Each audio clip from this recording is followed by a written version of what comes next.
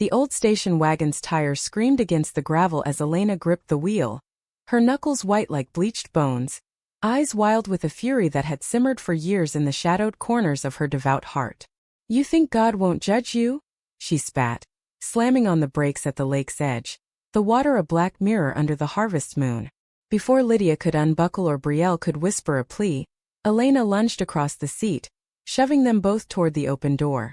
Sisters tumbling into the frigid depths like discarded secrets, the splash echoing like a final curse. Lydia hit the water first, the shock stealing her breath as icy fingers clawed up her legs, pulling her under. She was 25, the elder by 3 years, built sturdy from summers hauling olive crates on their family farm in the Andalusian hills. Strong arms, calloused hands, a jaw set like the Sierra Nevada rocks that framed their village of El Lago. But strength meant nothing against the current's merciless drag, her lungs burning as she kicked toward the surface, glimpsing Brielle's pale form sinking nearby, blonde hair fanning out like a drowned halo. Their mother stood on the bank, a silhouette of rigid faith, rosary beads glinting in her fist, muttering prayers that sounded more like condemnations. Brielle surfaced gasping, her blue eyes, always too trusting, too wide for the world's sharp edges, locking onto Lydia's in the moonlit chaos. "Lie. Help!" she choked, waves slapping her face, her slender body, honed from years of secret dances in the village square, flailing against the undertow. Lydia surged forward, ignoring the stitch in her side, the water tasting of silt and betrayal, her mind flashing to the forbidden touches they'd shared in the barn loft, the whispered "I love yous" that had shattered their mother's fragile world. They weren't blood sisters, not really. Brielle adopted at 5 from a Seville orphanage, a gift from God, Elena had called her, until the girls' bond twisted into something deeper, something that made the village whispers turn to outright stares. Lydia had always protected Brielle, from playground taunts to the boys who leered too long, but this was Elena's breaking point. The rosary-snapping rage after finding Lydia's journal, pages filled with sketches of Brielle's laugh lines, confessions of a love that bloomed like wild jasmine in the dry Spanish soil. "Sinners!" Elena had screamed that afternoon in their stucco farmhouse, crossing herself as if the devil himself lounged on the embroidered cushions. "You'll drag us all to hell." Now in the lake's maw, Lydia wrapped an arm around Brielle's waist, their soaked clothes tangling like lifelines. "Hold on," Lydia growled through chattering teeth, her voice a gravelly anchor honed from years of defying their mother's iron rules. They paddled toward the shallower reeds, the bank a muddy salvation just yards away, but the current fought them, a jealous lover unwilling to release its claim. Brielle's nails dug into Lydia's shoulder, not in fear, but in that fierce grip they discovered one starlit night behind the fig trees, possessive, alive. A shout pierced the night. "Dios mío!" From the road, headlights flared. Father Ramirez, the village priest, out for his nocturnal walk with his Lamed dog, drawn by the splash like a moth to flame. He stumbled down the embankment, lantern swinging, his face crumpling from confusion to horror as he spotted Elena, frozen like a statue of the Virgin, her dress hem dark with splashed water. "Elena! What madness is this?" he bellowed, his voice cracking the silence. Elena didn't move, her lips moving in silent litany, tears carving tracks through the powder on her cheeks. She'd driven them here on autopilot, the weight of Leviticus verses crushing her chest since the journal's discovery that morning. Her girls, her miracles, one born of her flesh, the other of her desperate prayers after years of barren grief, now poisoned by what she saw as the ultimate sin. In her delirium the lake had seemed poetic justice, a baptism gone wrong, washing away the filth that had invaded her home. But seeing them struggle, Brielle's coughs like drowning sobs, Lydia's defiant glare even as she fought for air, it cracked something in her, a fissure in the fortress of her faith. Lydia and Brielle hauled themselves onto the bank, collapsing in a heap of mud and shivers, chests heaving. Lydia pulled Brielle close, shielding her from the wind whipping off the water, their foreheads touching in a moment stolen from the chaos. "We're okay," Lydia murmured, her hazel eyes fierce, scanning Brielle's face for bruises, for the fragility that always made her heart ache. Brielle nodded, but her gaze flicked to Elena, betrayal blooming fresh in those ocean depths. "Why, Mama? Why us?" Father Ramirez reached them first, draping his wool coat over the girls, his hands trembling as he helped them sit. "Elena, call for help now!" he commanded, but she stood rooted, the rosary slipping from her fingers into the dirt. The priest's dog whined, nosing at Brielle's hand, as if sensing the fracture in the air. Word spread like wildfire in El Lago. By dawn the village square buzzed with murmurs, farmers pausing mid-harvest, shopkeepers abandoning counters, all converging on the lakeside path where lanterns bobbed like fireflies. The town stunned silent wasn't by the act itself. Gossip mills had long ground the rumors of Lydia and Brielle's unnatural closeness, but by what unfolded in the gray light of morning. Elena, on her knees in the mud, crawled to her daughters, not with pleas or justifications, but with raw guttural sobs that echoed off the olive groves. "My babies! What have I done?" she wailed, reaching for them, but Lydia flinched, pulling Brielle tighter. The elder sister's protectiveness was legendary. She'd once stared down a bull in the ring during fiesta, earning cheers and a scar on her forearm. Now that fire burned colder, tempered by hurt. Brielle, ever the softer soul, hesitated, her hand hovering before resting on Elena's bowed head. "You saw us, Mama. Really saw us. And this is how you love." Her voice, usually lilting with the songs she'd hum while baking bread, cracked like parched earth. The villagers watched, a semicircle of weathered faces, Maria the baker with her flour-dusted apron, old Tomas the fisherman clutching his pipe, holding collective breath. El Lago was a place of siestas and sacraments, where queerness was whispered like a curse, hidden behind lace curtains. No one had ever confronted it head-on, let alone with a mother's rage turned to reckoning. Father Ramirez, his collar askew, knelt beside Elena, murmuring scripture not of damnation but mercy. "The Lord tests us, Elena, but he doesn't abandon the broken." He'd known the family since Brielle's adoption, had blessed her christening with extra holy water, sensing even then the shadows in Elena's eyes, widowed young, clinging to faith like driftwood. Now he turned to the girls. "Come, let's get you home. Warmth, dry clothes. Then we talk." But home felt poisoned, the farmhouse with its icons glaring judgment from every wall. Lydia refused the car, insisting they walk, Brielle tucked under her arm, their steps sinking like a vow. The path wound through cork oaks, leaves rustling secrets, the lake shrinking behind them like a bad dream. "She hates us," Brielle whispered, her breath fogging in the chill. Lydia shook her head, dark curls shedding droplets. "She hates what she doesn't understand. But us?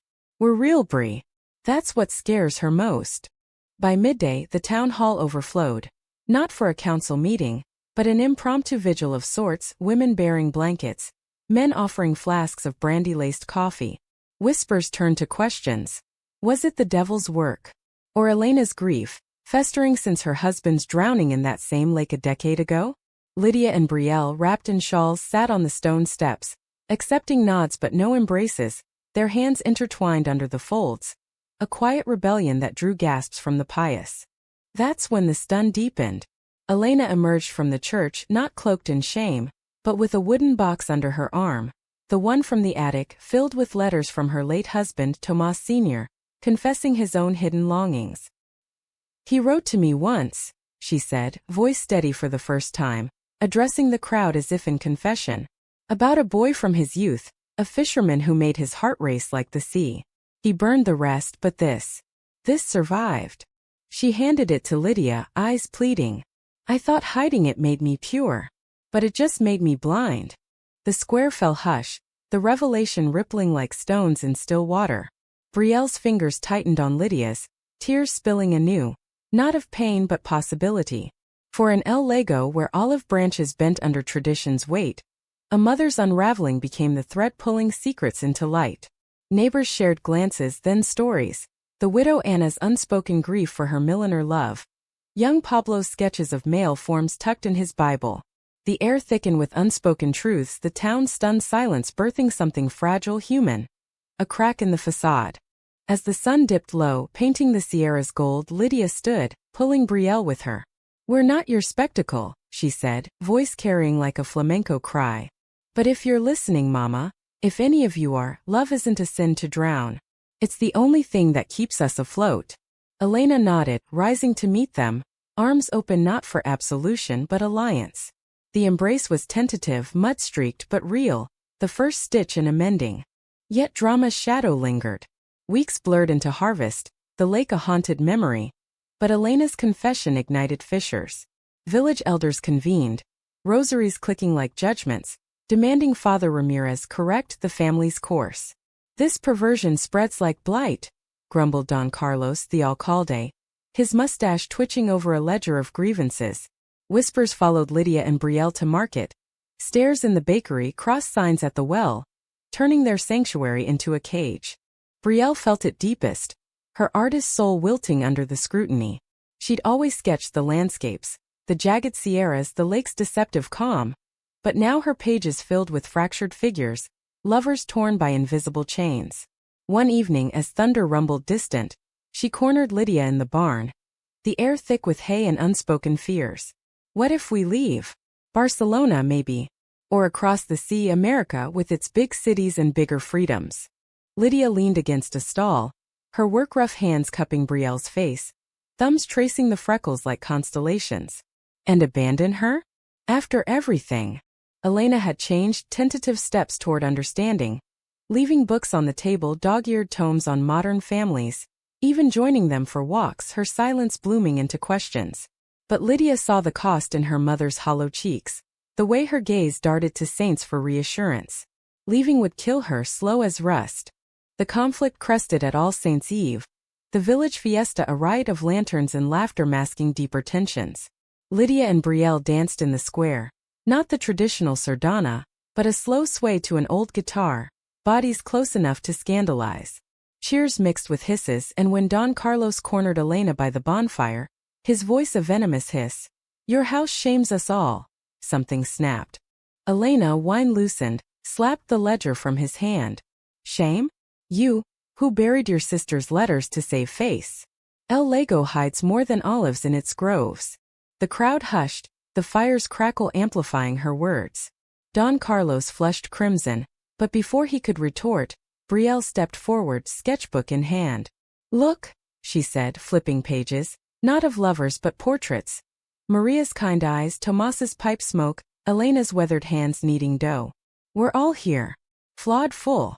Why drown what makes us whole?" The betrayal came not from within but without. That night, as fireworks burst overhead, a rock shattered the farmhouse window, scrawled with abominations.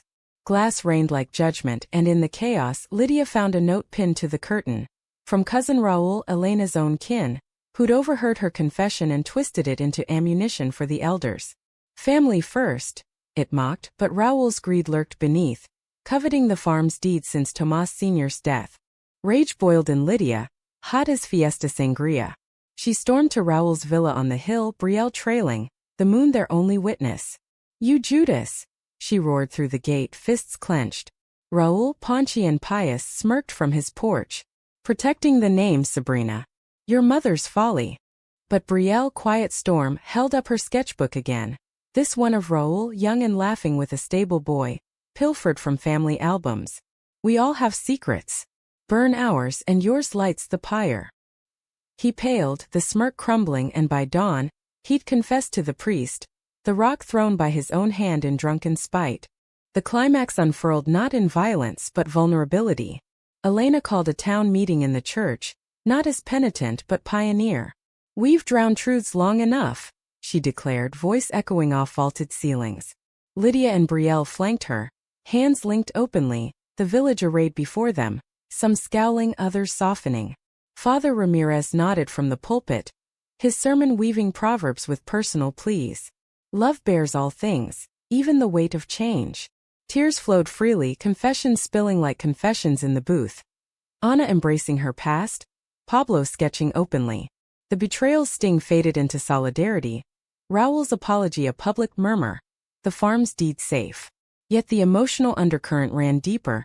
Lydia and Brielle, in the quiet aftermath, faced their own rift. "I almost lost you to her hate," Lydia admitted one dawn by the lake, no longer foe but friend. Brielle traced her scar. "You saved me. Always." Their love deepened in stolen sunrises, walks through blooming almond groves, kisses soft as mist, romance woven from resilience. Elena watched, learning, her faith evolving into something expansive, humanistic. She planted a jasmine vine by the door, symbol of their unyielding bloom. Months later, as spring thawed the Sierras, El Lago transformed, not overnight but inch by olive root. A pride flag fluttered discreetly from the bakery, stories shared over coffee instead of shunned. Lydia and Brielle planned a future, perhaps America one day for its brash openness, but rooted here in soil enriched by survival. The town, once stunned by horror, now marveled at grace. A mother had thrown her daughters into the depths, but from those waters rose not just two women, but a community willing to swim. The summer heat baked El Lago into a golden haze, the air shimmering over terracotta roofs like a mirage of forgotten dreams. Lydia wiped sweat from her brow, her tank top clinging to the curves earned from mending fences under the relentless Andalusian sun.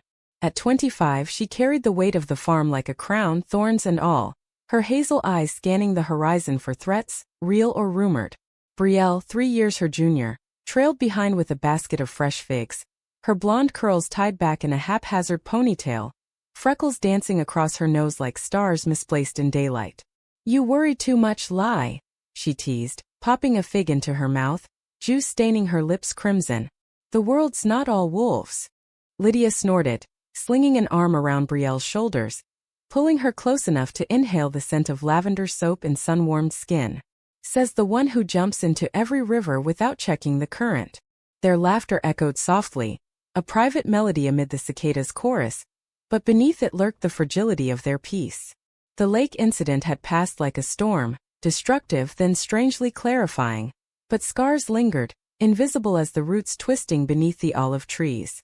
Elena moved through the kitchen like a ghost rediscovering color, her once rigid posture softening into tentative grace. She'd taken to rising before dawn, brewing strong coffee and leaving mugs on the porch for the girls, a silent olive branch. That morning she'd even joined them at breakfast, her fork pausing over eggs as she ventured. "The market in Seville this weekend. Perhaps we go together? As family." The words hung, heavy with unspoken amendments, and Brielle's smile lit the room like fiesta lanterns. Lydia nodded, cautious, her heart a drumbeat of hope laced with wariness. The drive to Seville was a tapestry of awkward silences and sudden shared stories. Elena recounting Tomas Sr.'s boyhood pranks, Brielle sketching the passing windmills in her ever-present notebook. Lydia drove, one hand on the wheel, the other brushing Brielle's knee when Elena's eyes drifted to the window. The city unfolded in a bustle of tapas bars and guitar strums, its labyrinthine streets a welcome chaos from El Lago's watchful gaze. They wandered the Alcazar gardens, jasmine heavy in the air, and for a moment it felt normal, 3 women, bound not by blood alone but choice. But drama, that uninvited guest, slunk in at the Triana market. Amid stalls of saffron and ceramics, a vendor, rough-bearded, eyes narrowed, spotted their easy closeness. "American ways corrupting our soil," he muttered, loud enough for heads to turn.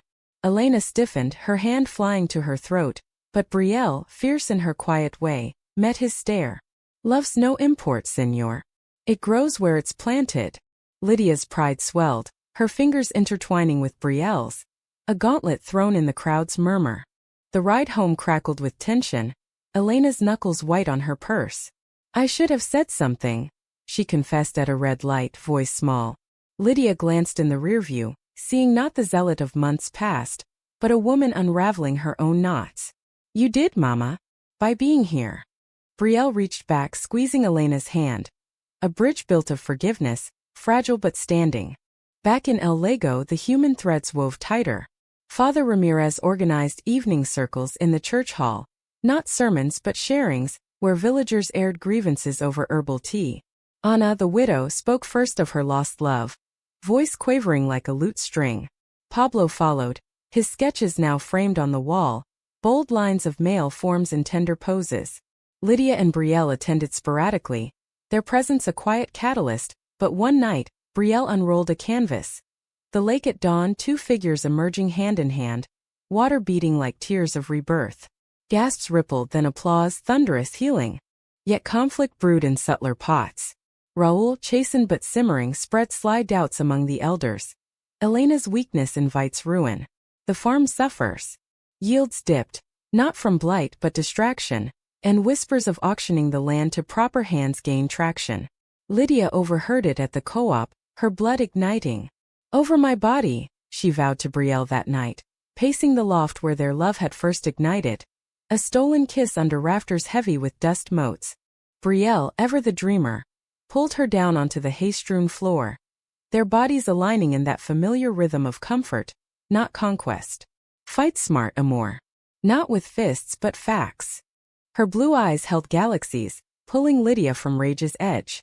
They mapped plans by lantern light, canvassing neighbors, showcasing Brielle's art at the next fiesta, turning the farm into a haven for unconventional crafts. Romance bloomed in these stolen hours, Lydia tracing Brielle's collarbone with featherlight touches, whispers of futures painted in vivid strokes. A studio in Madrid, or perhaps New York, where stone walls gave way to skyscrapers of possibility. Elena's evolution anchored them. She confronted Raoul at Sunday Mass post-communion, her voice a whip crack in the vestibule. Blood doesn't buy loyalty, cousin. It demands it. He blustered, but her gaze, honed by loss, tempered by love, silenced him. Later, alone with the girls, she admitted, I threw you in that lake to save myself. Now I dive in for you. Tears sealed it. A trinity forged in fire's aftermath. The betrayal's echo resurfaced in autumn's chill, when Don Carlos, emboldened by Raoul's whispers, petitioned the council for a morality clause on village lands, targeting the farm as immoral influence.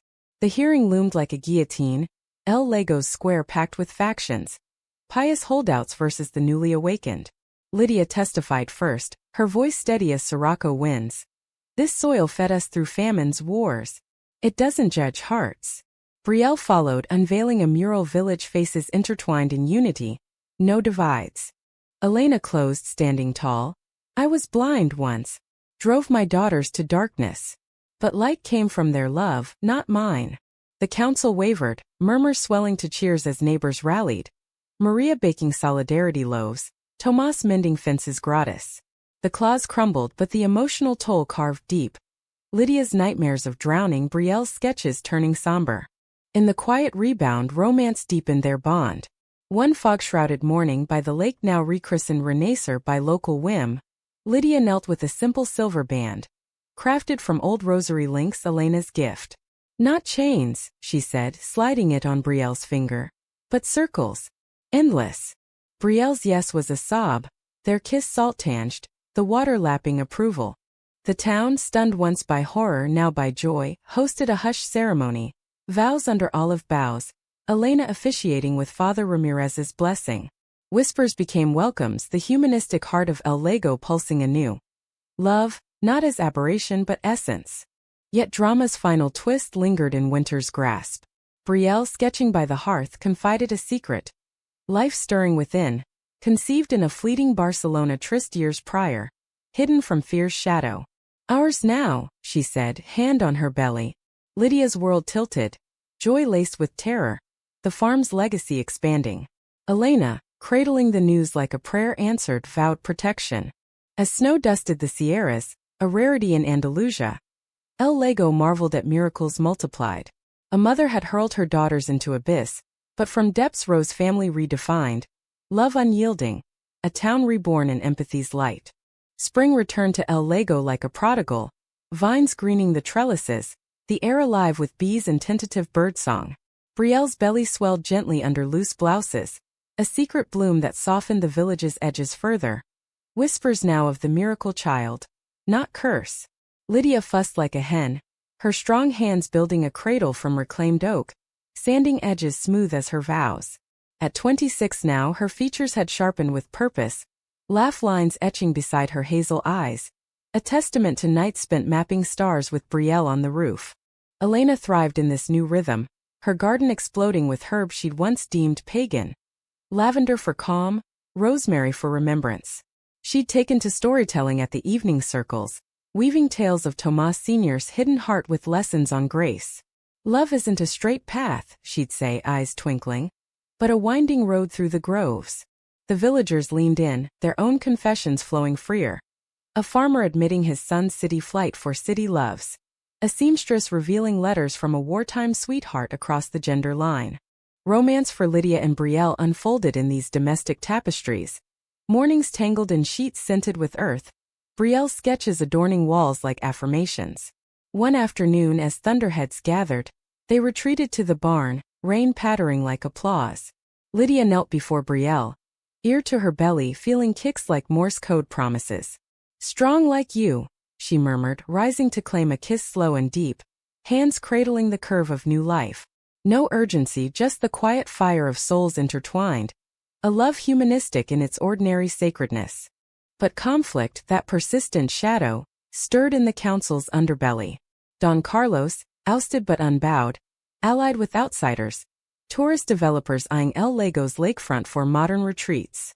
Progress demands purity, he preached at backroom meetings, his pitch laced with old prejudices.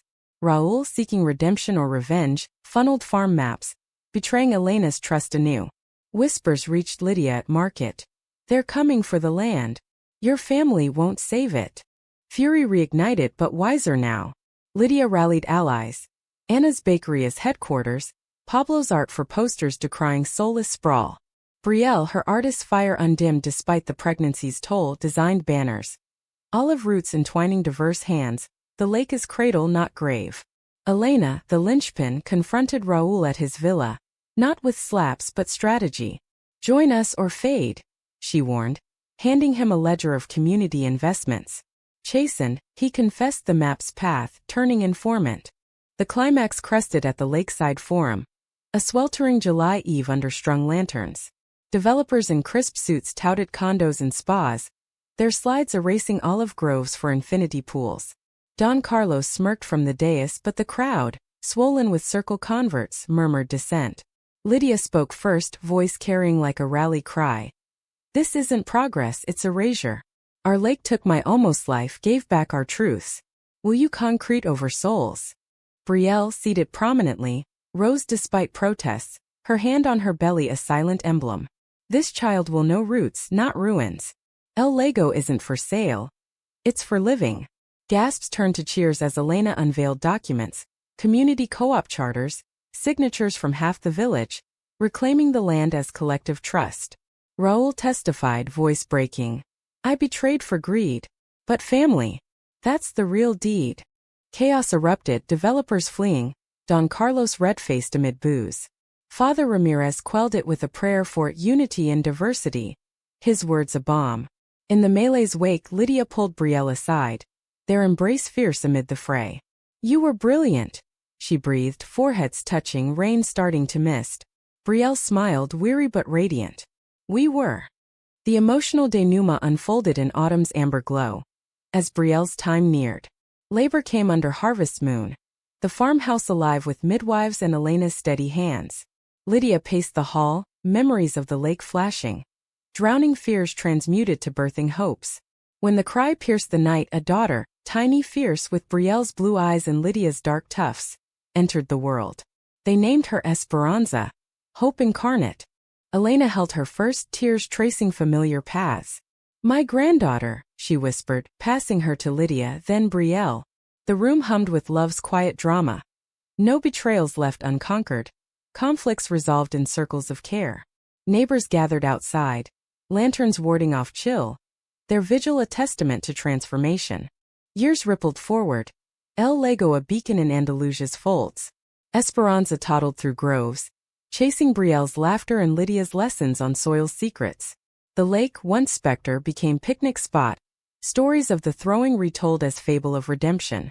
Elena, graying gracefully, wrote memoirs, self-published, stacked in the bakery. Tales of a faith reborn through her daughter's love. Romance endured, deepened by time's patina. Lydia and Brielle, in stolen evenings, danced slow in the kitchen, Esperanza asleep upstairs. "You saved me that night," Brielle would say, head on Lydia's shoulder. "We saved each other." Kisses lingered, soft as forgiveness, their bond a romance of equals. Dramatic in quiet victories, emotional in daily devotions. The town, stunned eternally by Grace's cascade, hosted annual Renaissance fiestas.